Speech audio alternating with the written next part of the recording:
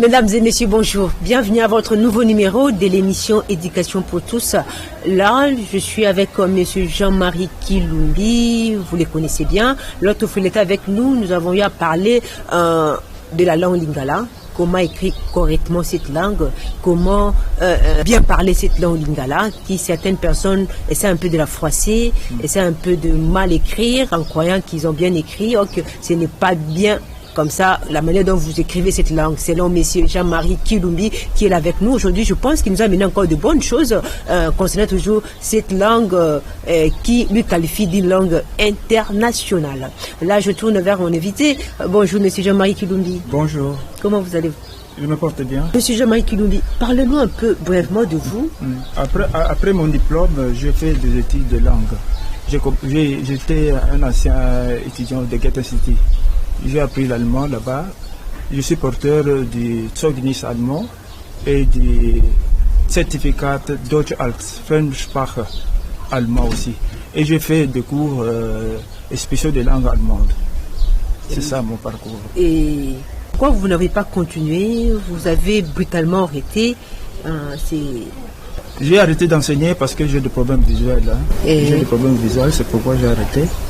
Monsieur Jean-Marie, après l'émission, quelqu'un vous appelle pour vous demander d'aller enseigner, parler sur la langue lingala. Est-ce que vous êtes capable d'aller enseigner? Parce que vous avez un problème avec vos yeux. Comment vous allez faire? J'ai un problème visuel, mais je peux écrire dans un tableau, mais je ne vois pas ce que j'écris, mais comme le mot est dans ma tête, je peux toujours écrire. Quand vous écrivez là, vous ne voyez pas? Je ne vois pas ce que j'écris, mais je retiens seulement les lettres en tête. Okay. C'est comme ça que j'écris. Okay. Je peux écrire, mais je ne vois pas ce que j'écris. Et si aujourd'hui on vous demandait peut-être d'aller quelque part pour faire l'interprétariat, vous pouvez bien le faire, non? Je peux le faire, L'allemand, l'anglais. L'allemand, l'anglais. Oui. Ce sont des langues que j'ai enseignées d'ailleurs. Oui. Ce sont des langues que vous avez aussi maîtrisées. Oui, j'ai découvert que entre ces langues et notre langue à nous, le lingala, c'est tout à fait différent. Voyons, il y a des choses qu'eux n'ont pas voulu que nous comprenions. Ils ont mis des choses en bloc. C'est ce que je suis en train de travailler pour essayer de séparer ces blocs-là. Qui ont mis en bloc? Les colonisateurs, lorsqu'ils sont venus. Nous cherchons l'indépendance. Oui. Or, la culture, lorsqu'on dit culture, on commence par sa langue. Mais seulement chez nous, on écrit très mal nos langues. On comprend aussi très mal, nous-mêmes, nous comprenons très mal nos langues. C'est pourquoi j'ai travaillé pendant des années. Maintenant, je suis venu tout simplement pour expliquer au grand public qu'est-ce que c'est le lingala au juste. Oui, c'est ça la question. Qu'est-ce que c'est le lingala, monsieur Jean-Marie Kilumbi? Le lingala, c'est une langue congolaise. C'est une langue congolaise, mais qui a de l'importance par rapport à d'autres langues. Parce qu'à lingala, on a tous les pronoms personnels au grand complet, plus même le français. Parce qu'en français, on n'a pas les lettres, on a il et elle seulement. Mais à lingala, nous avons il et elle et les lettres. Les lettres, c'est quoi? C'est e. En anglais, c'est it. En allemand, c'est es. Vous voyez la différence? En français, c'est? Français, il n'y en a pas. Il n'y en a pas. Il n'y a que il et elle. Même si on demande à un Français, où est votre champ? Il est là-bas. Où est votre papa? Il est là-bas. Mais nous, à lingala, lorsqu'on vous demande, où est votre champ? Ezali kuna. Où est votre papa? Azali kuna. Et puis en plus, le lingala, c'est une langue de la parité. Pour la femme, on dit A. Pour l'homme, on dit aussi A. Il n'y a pas de différence. Seulement, vous trouverez la différence en fin de conjugaison. Je place E. On place E pour distinguer l'homme et la femme. Voilà la différence. Okay. Donc, c'est une grande langue. Monsieur Jean-Marie, pensez-vous à réaliser un ouvrage en lingala? J'ai déjà fait un prêt, mais seulement il manque il manque quelques pages seulement pour finaliser tout ça. Oui. Votre ouvrage, là, vous pensez pour un ouvrage de combien de pages comme ça que vous avez? Un ouvrage de plus de 20 pages. Je vais publier. Je vais publier, mais seulement ce n'est pas encore finalisé. Je suis en train d'abord de travailler, Mais j'ai déjà la matière en tête. J'ai travaillé pendant plusieurs années. C'est depuis plus de 5 ans que j'ai commencé à examiner cette langue-là. Oui. Et il y a beaucoup d'ouvrages, il y a beaucoup de livres lingala. Qu'est-ce qu'il y a de particularités dans votre livre que vous allez mettre sur le marché? Donc, le lingala qu'on écrit n'est pas tout à fait correct. La façon d'écrire seulement n'est pas correcte. Parce que je peux prendre par exemple ici. En français, on ne peut pas écrire « je mange » en un seul mot. Mais nous, on nous apprend ça, à écrire « Nazali Golia » en un seul mot. C'est ça le problème. On n'écrit pas une langue comme ça. Nous avons nos pronoms personnels. Pourquoi pas les séparer? Les pronoms personnels, c'est l'homme. On ne peut pas prendre le verbe et l'homme dans un mot. Ça sont des mots, ce ne sont pas des conjugaisons. Il faut se révolter, il faut sortir de ce monde-là. Mais j'allais oublier, il y a l'autre fois, l'émission que nous avons réalisée avec vous, il y a beaucoup de personnes qui m'ont appelé, qui ont appelé sur le numéro qui a été fiché sur l'écran. Mais il y a quelqu'un, sa question m'avait plus intéressé.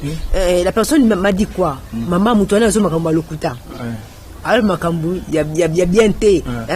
m'a dit que non, vous déformez, vous parlez mal, c'est que vous voulez faire, c'est comme si vous voulez encore froisser davantage la langue lingala. Il m'a dit que non, lui il est de l'Équateur.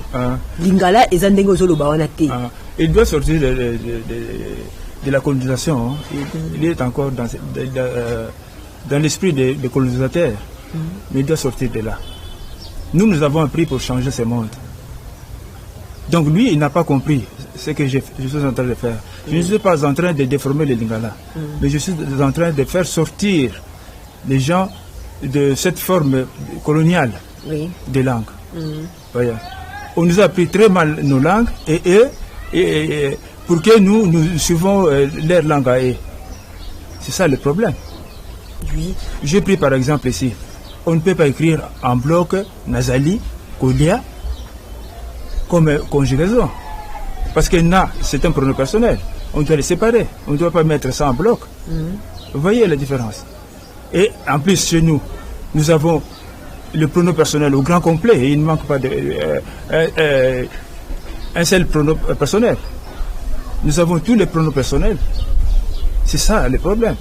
Pourquoi toujours mettre le pronom personnel avec le verbe en bloc? C'est ça le problème. Oui. Parle-nous un peu, comment on peut formuler, composer le mot lingala? Pour composer un mot lingala, il suffit seulement, je prends ici un exemple. Je prends la lettre L. Avec A, nous avons la. Avec E, nous avons les. Avec I, nous avons li. Avec O, nous avons l'eau. Avec L, nous avons l'ou. Maintenant, comment former une phrase? Un mot, pardon. Comment former un mot? Un mot, oui. Pas une phrase. Je prends un mot. Comment former un mot? Les lots, je prends les, je prends L et O, j'écris les lots. Les lots, c'est toujours lui. Vous êtes d'accord avec moi, madame? Non. Donc, si je vais écrire... Non. Si je vais écrire... Vous dites non. Hein? Les lots, c'est un nom. Les lots. Les lots. Les lots, oui. Donc, je prends L et L, O, nous avons les lots. Pour écrire l'ilala, par exemple, la mandarine, je commence par L-I, L-A, L-A. J'ai l'ilala. Ce n'est pas une langue à diphtongue, c'est une langue à syllabes. Lingala, vous prenez tout le mot, c'est composé par des syllabes. Il n'y a pas de diphtongue. Il n'y a pas de PH, de AI, comme on écrit. Ça non, ce n'est pas lingala. Comme Ngaï, par exemple, j'ai pris l'exemple de Ngaï. Ngaï avec AI et Ngaï avec YI. Quel est le vrai Ngaï? Pour moi, je dis que le vrai Ngaï, c'est le Ngaï à YI. Parce qu'après Ngaï, vous avez Yo, vous avez Ye et vous avez Yango. C'est toujours, dans cette optique-là, il y a toujours les Y qui descendent juste là-bas. Mais souvent, les Ngaï, je vois, c'est avec AI. NGAI, non? C'est du portugais, ça. C'est du portugais. Okay. Donc, le AI, si vous donnez à un Français, il ne va pas dire Ngaï, il va dire Ngé. Je prends un exemple ici. L'insecticide Baïgon, que nous appelons Baïgon. Mais ce n'est pas Baïgon. Si vous suivez la publicité actuellement, vous entendrez Bégon. On dit Bégon, on ne dit pas Baïgon. Vous voyez, AI en français, ça donne E, ça ne donne pas AI. Comme vous nous appris, Ngaï, c'est quelle langue? Ngaï avec YI, c'est comme ça les Lingala. C'est ça les Lingala. C'est ça écrit comme. Oui, il faut écrire Lingala comme ça. Nga et puis Yi avec I. Parce qu'après I, nous avons Yo, nous avons Ye, nous avons Yango. Dans cette optique-là, comment peut-on écrire avec AI? Parce qu'après I, vous avez Yo, vous avez Ye, vous avez Yango. Ok, ok. Mesdames et messieurs, nous allons un peu suivre quelques images de monsieur Jean-Marie en plein. Il explique, l'enseigne comment parler et écrire correctement les lingala. Et puis nous allons revenir sur le plateau. L'auxiliaire être lingala est utilisé comme en anglais. Le ing en anglais, I'm going. Je suis en train de partir. Ici, on peut ajouter aussi le verbe kulala. Nazali kulala. Ce qui signifie je dors. Parce que tous les verbes lingala ne se conjuguent pas au présent simple. Ici, nous avons le présent composé du verbe lingala. Donc, Nazali kulala. Ozali kulala, ça continue jusqu'à la fin. On peut prendre un autre verbe. Le verbe, par exemple, le verbe kulamba. Nazali kulamba. Jusqu'à la fin, kulamba. Seulement, elle prend E à la fin. Kulamba avec E à la fin. Seulement, la troisième personne, on prend E à la fin. On va ici passer du verbe lingala. Il suffit de mettre la lettre I et T à la fin. C'est comme en anglais, on met E et D à la fin. Mais en lingala, on met I à la fin pour les verbes qui se terminent par I. Pour les verbes qui se terminent par E, on met E et T à la fin. Je prends des exemples ici. Comme le verbe aussi, ça. Si, li, si, I et T à la fin. Mais pour le verbe olia, par exemple, na, lié. Avec T à la fin. Voilà comment on conjugue le passé passé du verbe polia et du verbe osilissa. Il suffit seulement de mettre I et T à la fin, ou bien E et T pour le verbe qui se termine par E. Là, nous avons des homophones. Les mots qui se prononcent de la même manière, mais ne s'écrivent pas de la même manière. Je prends ici par exemple na. Le premier na, c'est le na auxiliaire, et le pronom personnel, pardon. Ça, c'est le pronom, le na, pronom personnel. Je prends le na. Le na ici est le na du verbe avoir. Nous avons encore le na. Na avec tel, c'est avec. Ça signifie avec. Nous avons encore un na. Le na avec T, de conjonction, un na de conjonction. Nous avons na avec S, qui indique le lié. Par exemple, la mesa, nandabu. Nous avons aussi le na avec D, qui indique l'endroit de la provenance. Par exemple, la outil nandabu. Je viens de la maison, puis la destination c'est na avec H. Je vais à Nkei na Wenze par exemple. La outil na ndako Nkei na Wenze. Nous avons aussi le na avec X qui exprime. J'ai suivi ça à travers la radio. Na radio, c'est le na ici qu'on utilise. Nathalie, na journal. C'est le na ici. C'est le na ici qu'on utilise. Il y a encore le na avec H. N, H et A. Le na. Ça, c'est le moyen de déplacement. Par avion, par train, na pepo, na pepo. Par avion, na emunduka. Par train, donc le na ici représente par. N, na avec G à la fin. Ce na indique. On utilise le na ici pour le temps. Na tongo, na midi, hein? C'est ça pour le temps. Ben na mobuboy. On utilise ce na ici. Na tongo, na midi, ben na poko. Mesdames et messieurs, nous sommes là avec M. Jean-Marie Kilumbi. Vous êtes là avec nous depuis le début de l'émission. M. Jean-Marie nous explique comment parler correctement et écrire correctement la langue lingala, qui est une langue internationale. Monsieur Jean-Marie, nous avons parlé de composition de mots lingala, et maintenant là, tu peux aussi nous parler les homonymes. Oui. Donc, pour les homonymes, nous avons, exemple, Kotoka, Kotoka et Kotoka. Ça s'écrit de la même façon. Mais il suffit seulement... Et Kotoka. Kotoka, c'est transpirer. Oui. Kotoka, c'est puiser. Non, Kotoka aussi, c'est bouillir, non? Maman, il y a Toka. Voilà. Ça, c'est un verbe impersonnel dans ce cas-là. Ça devient seulement Etoki. Etoki seulement. On ne dira pas que je transpire. Non, Etoki seulement. Mais seulement, je prends Kotoka comme Kotoka et Kotoka. Bon, il suffit seulement de mettre l'accent circonflexe sur les O pour avoir Kotoka. Ou bien pour avoir Kotoka. Oui. La différence vient d'où? Vous avez Kotoka et Kotoka. Kotoka, ça s'écrit correctement comme K-O-T-O-K-E-A. C'est Kotoka. Mais Kotoka, puisez, vous écrivez K-O-T-O, vous mettez l'accent circonflexe sur O, et puis vous mettez K et A à la fin. Donc Kotoka, pour essayer de glisser le son là. C'est la même chose qu'en français. Si on écrit la tête, vous écrivez comment? On prend T et on met l'accent circonflexe et puis on met T à la fin. La tête, au lieu de dire la tête, on dit la tête. C'est ça. Donc pour faire la différence, il suffit seulement de mettre l'accent circonflexe. C'est le son qui glisse.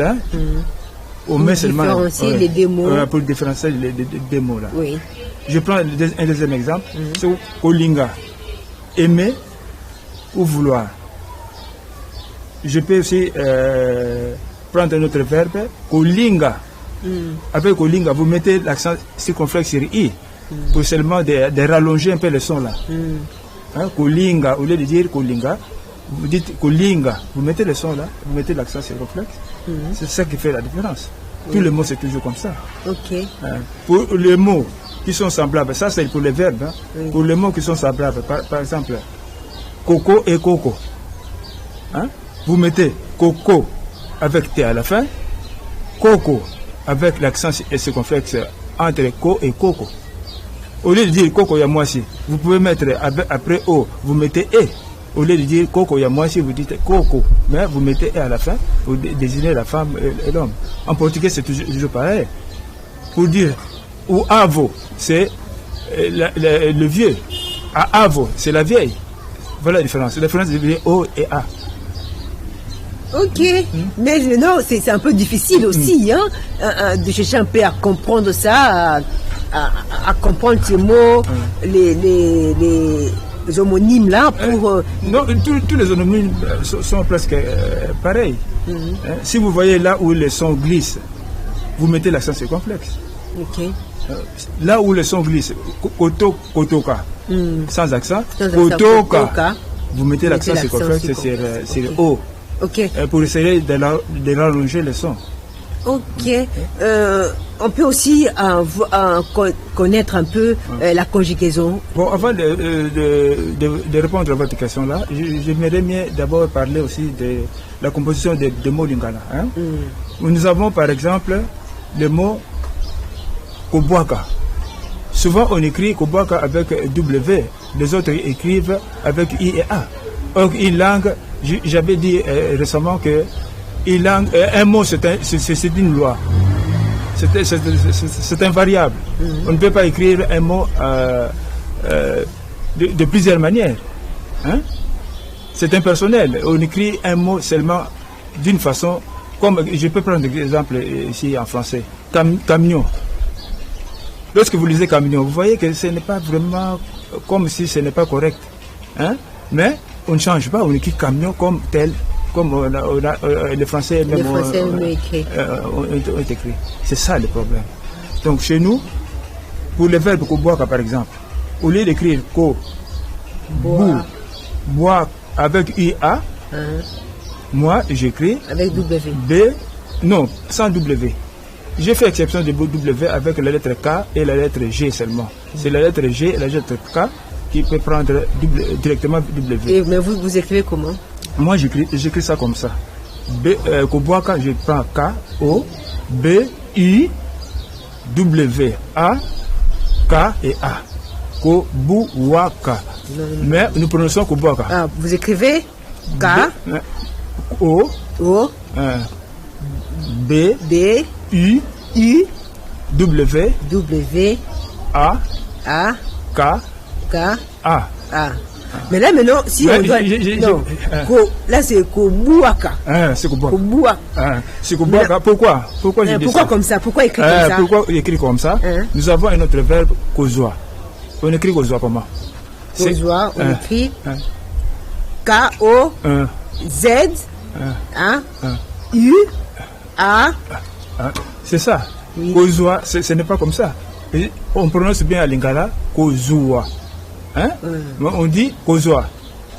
Donc on commence par Ko, K-O, Z, U, W et A. Kozwa. Kozwa. Mais on dit kozwa. C'est la même chose kobuaka. On lui dit kobuwaka, on dit kobuaka en un seul mot. Ok. Je vais prendre encore un autre mot. Koswana, par exemple. Koswana. Il ne faut pas écrire kosu avec A, Ana, T, non. Ça, c'est du portugais. Il faut écrire Ko, S-U-W-A-N-A. Donc, la langue lingala, c'est les syllabes. Ce n'est pas le diphton. Ce n'est pas le diphton, c'est les syllabes. C'est composé seulement par les syllabes. Vous pouvez prendre quel mot lingala, vous tomberez sur les syllabes. Ok, ok. Oui, maintenant, là, on court avec les temps, mais Monsieur Jean-Marie, qu'est-ce que je veux poser sur concernant la conjugaison en lingala? Oui, la conjugaison, d'abord, il faut, pour conjuguer un verbe, qu'est-ce qu'on fait? On cherche d'abord les pronoms personnels. À lingala, nous avons na, première personne du singulier. Nous avons o, deuxième personne du singulier. Nous avons a, troisième personne du singulier. Et nous avons e, naître. Il est troisième personne aussi du singulier. Nous avons to, première personne du pluriel. Bo, deuxième personne du pluriel. Et ba, troisième personne du pluriel. Maintenant, comment conjuguer un verbe? Vous prenez le verbe kolala par exemple. Nalali, je commence par N-A, na. Et puis je prends, j'espace, je prends L, A, L, I, G, na, la, li. La, li. Deuxième personne, O, la, li. Je prends la lettre L, je prends A, je prends L, je prends I et S à la fin. Na, la, li. C'est ça, c'est comme ça qu'on compose, qu'on conjugue un verbe. Donc, na, la, li. Nous allons à la troisième personne. Là, c'est la deuxième personne du singulier. Oui, deuxième personne du singulier. La troisième personne du singulier. A. C'est A. Alali. Alali. C'est A, L, A, L, I. Alali. Et puis, il y a Alali aussi. Deux fois Alali. Deuxième Alali. Nous avons A, L, A, L, I et E à la fin. Pourquoi E à la fin? C'est ce qui fait la différence entre l'homme et la femme. Parce que le verbe ici est le principal de la proposition. Donc la proposition, c'est le verbe qui porte tout. Maintenant, comment à la troisième personne, si vous introduisez le sujet, je prends par exemple Marie Alali. Dans ce cas, le Ala se rattache à Alali. Vous voyez? Donc Marie Alali, ensemble, avec I à la fin. Avec E, pardon. Et à la fin, oui. Marie Alali. C'est comme ça qu'il faut écrire. Il faut écrire. Okay. Donc, Marie Alali, le Ala se rattache au verbe. Vous avez Marie Alali. Le verbe ici est base de la proposition. C'est ce que j'allais dire. Est base de la proposition. Le verbe est base de la proposition. Donc, tout ce qui est dans la conjugaison reste entre dans le verbe. Okay. Okay. Donc, Marie, Alali, c'est comme ça. Bon. Soso et Koufi. Hein? Soso, nous prenons et puis Ekoufi. Mais quand vous dites les Soso et Koufi, mais en lingala, certaines personnes, quand nous parlons couramment, on dit Soso à Koufi. Non, ça c'est mauvais. Il faut dire et pour tout ce qui est objet un animal. C'est réservé seulement pour les hommes. Les humains, oui. Pour les humains. Seulement pour les humains. A, c'est pour les humains et c'est pour tout ce qui reste. Les animaux, les poissons. Maintenant, le pluriel des mots. Comment former le pluriel des mots? Nous avons ici Soso et Koufi. Basoso, Bakoufi. Vous voyez, Soso et Koufi, mais Basoso, Bakoufi.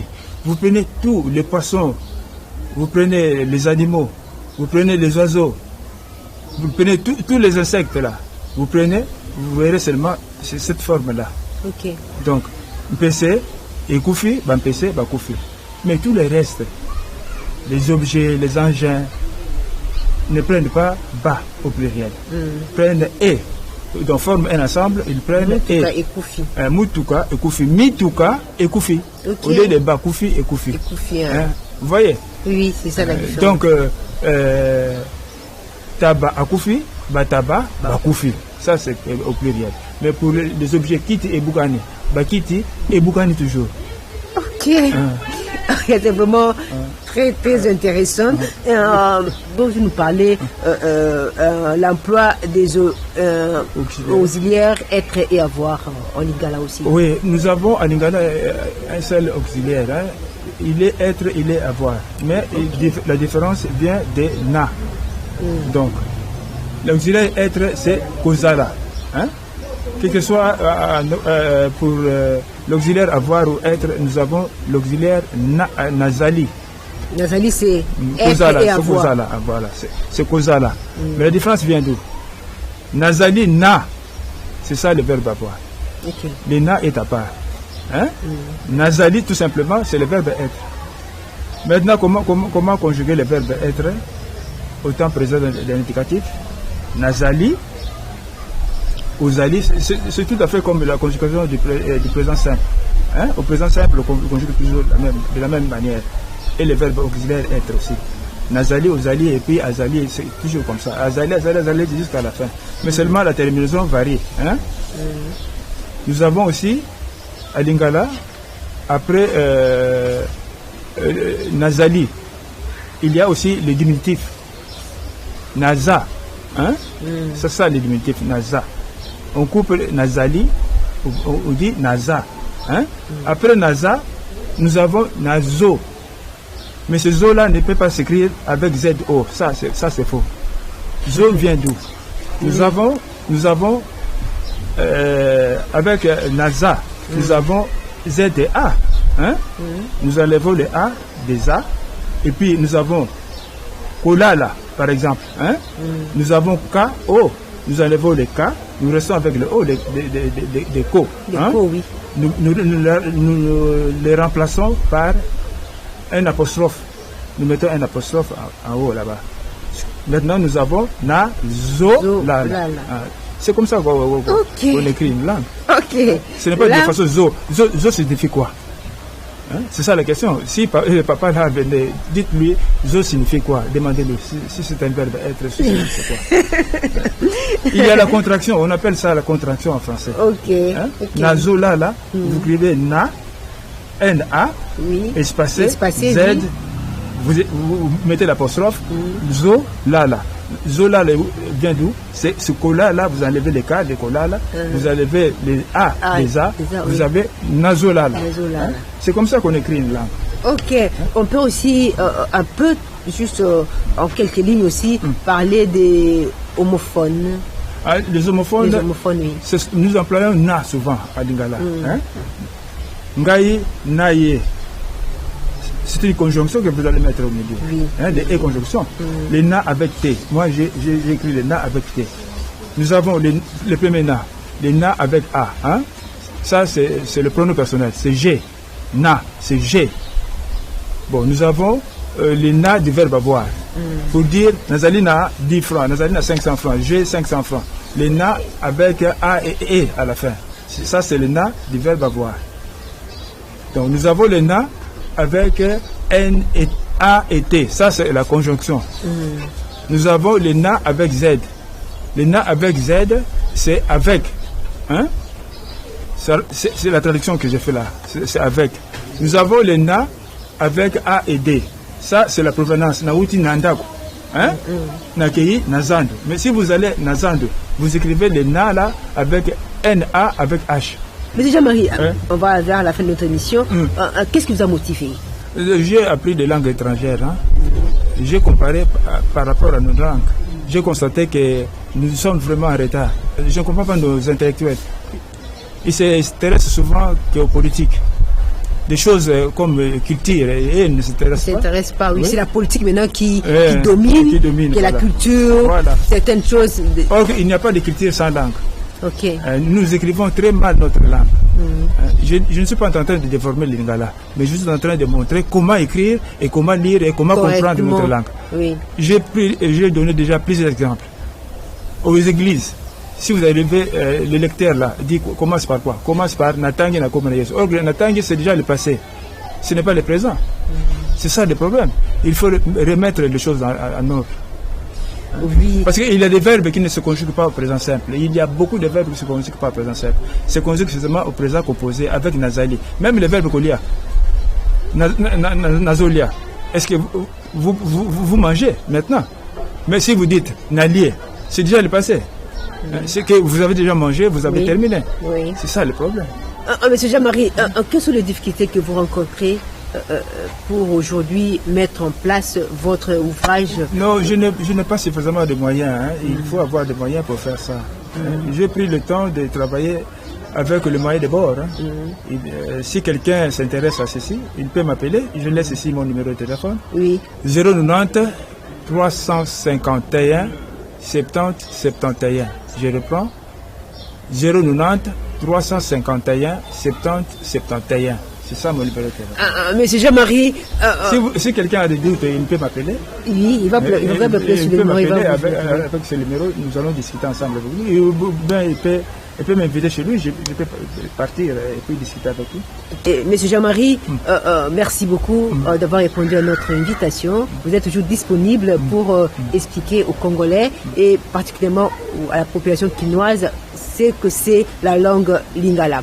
Mesdames et messieurs, merci de nous avoir suivis et restez branchés sur le programme de Canal King Télévision. Là, derrière cette caméra, il y a mes deux compagnons. Il s'agit de Binda, Tony, qui est là derrière, et puis Chomning Kassiama, qui l'accompagne pour que les images arrivent chez vous. Merci de nous avoir suivis. Au revoir, à la prochaine.